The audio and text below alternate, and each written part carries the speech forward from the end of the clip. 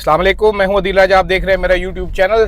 नाजरीन, बात करेंगे अभी असम्बली में हुई तकारीर के ऊपर, बात करेंगे साथ साथ ज़रा डिजिटल दहशत गर्दी के ऊपर जो एक मजाक का लफ्ज़ ईजाद किया गया है, और साथ ही साथ बात करेंगे हुकूमत ने, वजारत इत्तलात ने 53 करोड़ रुपया 53 करोड़ 91 लाख रुपीज़ मांगे हैं गवर्नमेंट से, और उन्होंने कहा जी हम तहरीक इंसाफ का बयानिया तोड़ के दिखाएंगे सोशल मीडिया पे, हम अन्नी मचा देंगे। अता तारड़ साहब जो हैं वो मैदान में आ गए हैं अपनी कमर ठोक के, खम ठोक के, और उन्होंने कहा हम मुकाबला करेंगे।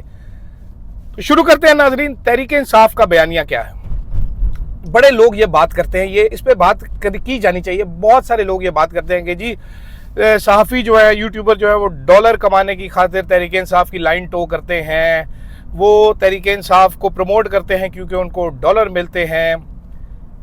प्रॉब्लम क्या है? प्रॉब्लम ये है भाईजान के नवाज शरीफ साहब की लाइन क्या है, पहले तो ये समझा दें, या गवर्नमेंट की लाइन क्या है, हमें वो ज़रा मुझे समझा दे कोई बंदा, किस चीज़ को इनकी टो करना है, कौन सी बड़ाई बयान करनी है। 6.7% GDP ग्रोथ को -1.17 पर लेके जाना है, उसकी बात करें। ज़राअत में जो रिकॉर्ड तरक्की हो रही थी, जो कंस्ट्रक्शन सेक्टर में तरक्की हो रही थी, उसको माइनस में लेके जाना है, उसकी बात करें। एक्सपोर्ट्स को नीचे गिराना है, उसकी बात करें। किस चीज़ पर इस गवर्नमेंट की तारीफ़ करनी है, या जो ये सियासी कैदी हैं उन पर इन गवर्नमेंट की तारीफ़ करनी है, या वोट चोरी करने पर तारीफ़ करनी है। जिस चीज़ पर भी तारीफ़ करनी है वो हुकूमत को सामने कम्युनिकेट करना चाहिए। औरतों को घर में घुस के मारना, कपड़े फाड़ना, उनको घसीटना सड़कों पर, उसकी तारीफ़ करें, या उनको जेलों में डालना, उनकी तारीफ़ कर लें। हम कोई एक चीज़ समझानी पड़ेगी गवर्नमेंट को कि किसकी तारीफ़ करनी चाहिए। दूसरी चीज़, ये बार बार कहा जाता है, काजी फायद ईसा साहब भी कहा करते थे जी ये डॉलरों की खातिर करते हैं। काजी साहब को, इस गवर्नमेंट को एक बुनियादी चीज़ समझ नहीं आ रही कि जनाबे वाला जो बयानिया चलता है किसी का, वो बयानिया सिर्फ उसी टाइम पे चलता है जब उसमें कोई हकीकत हो, अवामी पजीराई हो, अवामी सपोर्ट हो। आज सहाफ़ी अगर बात करते हैं इमरान खान की तो उनको सुनता भी है कोई। आपकी बात क्या करे जब आपको सुनने के लिए तैयार कोई नहीं है, आपको आपके घर वाले नहीं सुनना चाहते। कितने ही ऐसे नून लीग के मेंबरान हैं जो कहते हैं जी घर वाले हमारी मुखालफत करते हैं। परवेज़ खटक की मिसाल ले लीजिए आप, वो खुद कहा करते थे मेरे घर वालों ने भी मुझे वोट नहीं दिया। आजकल वैसे उस जिंदा लाश ताकत की तलाश में एक नई रूह फूंकने के लिए मोहसिन नकवी साहब मिले, महमूद खान साहब से भी मिले। तो बयानिया कैसे बनाया जाता है? कोई हकीकत, कुछ बेस तो होगी ना जिसकी बेसिस पे बयानिया बनाना है गवर्नमेंट ने अपना। किस चीज़ पे बयानिया बनाएंगे कि शहबाज शरीफ ने सबसे ज़्यादा मुल्कों के दौरे कर लिए, मरीम नवाज़ ने 7 दिन चाइना में दौरा किया और एक भी बंदा नहीं मिला उनको हुकूमती, पता नहीं किस बंदे से मिल के आ गई हैं। कौन से वो ताजर थे, करियाने की दुकान वाले थे, चाइना में सूप नूडल बेचते थे, उनसे मुलाकात कर लिए। तो खैर अता तारड़ साहब ने मांग लिया भाईजान जो वो है 53 करोड़ रुपया, उनके मुताबिक अब ये तबाहियाँ फेर देंगे। इससे पहले हुकूमत डिजिटल विंग में करती क्या रही है? तहरीक इंसाफ में भी डिजिटल विंग एक बनाया गया था, बल्कि पहली बार उधर ही बनाया गया था। अजहर मशवानी जैसे लोग, डॉक्टर अरसलान खालिद, जबरान इलियास जैसे लोग थे उस डिजिटल विंग को चलाते थे। कोई बहुत ज़्यादा तनख्वाहें भी नहीं ले रहे थे। और बयानिया आपका कैसा था कि सारी दुनिया में जो आवाज़ गूंजती थी सोशल मीडिया पर, कम अज़ कम, ठीक है, उससे आप ऐसे महरूम हुए हैं कि बाइकआउट की कैंपेनें चलती हैं, आपका साथ देने के लिए कोई तैयार नहीं, जाली किस्म की वीडियोज़ बना के आप लोग डालते हैं। फिर जब नून लीग की हुकूमत आई तो तहरीक इंसाफ के सारे लोगों को तो निकाला गया। एक कैंपेन भी बिल्ड करने की कोशिश की गई, तहरीक इंसाफ पैसे देती थी। तहरीक इंसाफ, नाजरीन, सहाफ़ियों का मसला क्या था, चैनल्स का मसला क्या था तहरीक इंसाफ से, कि वो पैसे नहीं देते थे। ये बड़े चैनल्स को पैसे वो नहीं देते थे, ठीक है, यही तो इशू था सारे चैनल्स का। मीर शकील साहब का क्या इशू था, ये मियाँ आमिर दुनिया टीवी वाले, उनका क्या इशू था? इन सब का इशू ये था कि तहरीक इंसाफ की गवर्नमेंट पैसे नहीं देती थी, तो ये वीलॉगर्स को पैसे कैसे देती थी? The problem is everybody wants to listen to what Imran Khan has to offer. इसमें अब किसी का, मेरा, आपका क्या कसूर है अगर कोई इसके अलावा बात सुनना ही नहीं चाहता? कोई सुनता ही नहीं है। वो रिचर्ड ग्रैनल की एग्जांपल ले लीजिए, 4 मिलियन व्यूज़ उसके, लास्ट मैंने चेक किया अभी से 1 घंटा पहले, उसकी एक ट्वीट फ्री इमरान खान पर थे। 4 मिलियन, 2000 से ऊपर व्यूज़ नहीं होते थे। अमेरिका में ट्विटर यूज़ करने वाले की तादाद पाकिस्तान से कहीं ज़्यादा है, इंटरनेट की स्पीड बहुत अच्छी है, उनको बयानिया रोकने के लिए फायरवॉल की ज़रूरत भी नहीं पेश आती। फिर भी उसके व्यूज़ इतने नहीं जाते थे जितना एक ट्वीट उसने किया, एंड 4 मिलियन व्यूज़। वो खुद रिचर्ड भी बैठ के परेशान हो रहा होगा कि इतने नोटिफिकेशन आए, मैंने एक ट्वीट किया, रोज़ एक ट्वीट किया करेगा। अभी ये जो पैसे आए जाएंगे, जो खिलाए जाएंगे, अजीब अजीब से लोग रखे जाएंगे। इससे पहले मुझे बड़े अच्छे तरीके से मालूम है, मुझे नाम भी उनके मालूम है लोगों के। जो वज़ीर आज़म का इंस्टाग्राम पेज चलाती थी खातून, उनको नौकरी दे दी गई सरकारी। जो वज़ीर आज़म के स्लो मूव में टिकटॉक लगाता था जिसमें पीएम साहब बड़े बाऊ नज़र आते थे, उसको सरकारी नौकरी दी गई। जब फ़ॉरेन टूर्स पे जाते हैं तो वज़ीर आज़म का फ़ोटोग्राफ़र तो जाता ही है, टिकटॉकर वगैरह अगर ना जा सके तो हमारे जो वज़ीर इत्तलात हैं अता तारड़ साहब, उनकी ज़िम्मेदारी होती है वो अच्छी अच्छी वीडियोस ब्लर्ड बैकग्राउंड के साथ बनाकर वज़ीर आज़म की तो अरसा करें इनकी टिकटॉक टीम को, ताकि वो एक टिकटॉक पे गाना लगा सकें। सिद्धू मूसे वाले के गाने लगा के वीडियोस डालते हैं, ठीक है, मतलब भी नहीं समझ आता लेकिन डाल देते हैं उनकी वीडियोस। सरकारी ऑफिशियल अकाउंट से वो वीडियोस ट्वीट की जाती है। मतलब आपको याद होगा इमरान खान ने टिकटॉकर से मुलाकात शुरू की थी। इसीलिए कहते हैं ना कि इमरान खान आगे का सोचता है, दूर का सोचता है। जिस टाइम सारे मीडिया चैनल्स को हदायत थी इमरान खान को कवर नहीं करना, इमरान खान की तकरीरें नहीं दिखा सकते थे, इमरान खान ने एक नया तरीका निकाला। उसने टिकटॉकर्स को बुला लिया। पहले उसने यूट्यूबर्स को बुलाया, फिर उसने टिकटॉकर्स को बुलाया। बड़ा इन्होंने शोर मचाया, बड़ा इन्होंने मजाक उड़ाया नून लीग वालों ने। टिकटॉकर बन के रह गया, टिकटॉकर बन के रह गया। उस टिकटॉकर का रिजल्ट आपने 8 फरवरी को देख लिया कि इमरान खान ने कितने दूर की सोच के ये पत्ता फेंका था, क्या ही आगे का सोचा हुआ था उसने। और अब हाल ये है कि हमारी पूरी पंजाब हुकूमत जो है माशाल्लाह वो टिकटॉक पर ही चलती है।